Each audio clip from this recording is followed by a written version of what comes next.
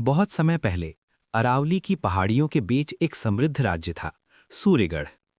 ये राज्य अपने सोने जैसे खेतों, चमकते महलों और खुशहाल प्रजा के लिए दूर दूर तक प्रसिद्ध था। लेकिन इस राज्य की असली पहचान था उसका राजा, राजा वीरेंद्र। राजा वीरेंद्र जितना न्यायप्रिय था, उतना ही रहस्यमय भी। वो दिन में दरबार लगाता, प्रजा की समस्याएं सुनता और रात होते ही अचानक महल से गायब हो जाता। कोई नहीं जानता था कि वो कहाँ जाता है। महल के सैनिक भी कुछ नहीं बताते थे। लोगों में तरह तरह की बातें फैलने लगीं। कोई कहता राजा तंत्र मंत्र सीखने जाता है, कोई कहता वो किसी गुप्त खजाने की रक्षा करता है, तो कोई फुसफुसाता राजा पर कोई शाप है। अगर आप चैनल पर नए हैं तो चैनल को सब्सक्राइब कर लें और वीडियो को लाइक, कमेंट्स और शेयर कर दें। एक रात राज्य का युवा सेनापति अर्जुन राजा का पीछा करने का निश्चय करता है।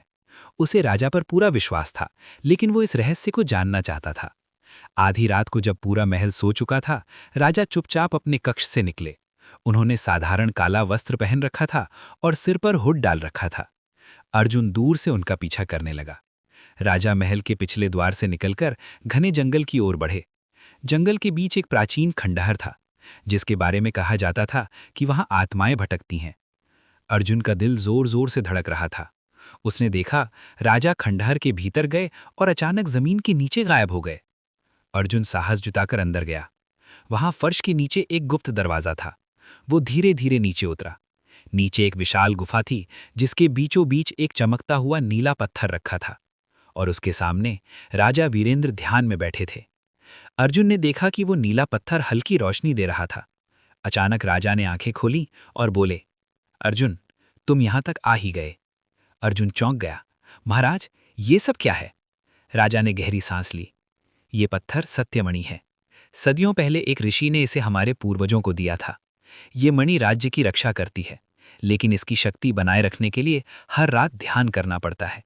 अगर एक भी रात इसे छोड़ दिया जाए तो राज्य पर संकट आ सकता है। अर्जुन स्तब्ध रह गया। तो आप हर रात?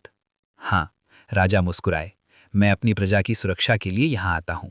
लेकिन अगर ये रहस्य सबको पता चल जाए तो लोग इस मणि को पाने के लिए आपस में लड़ने लगेंगे। उसी समय गुफा की दीवारें कांपने लगीं। बाहर से शत्रु सेना के आने की आहट थी।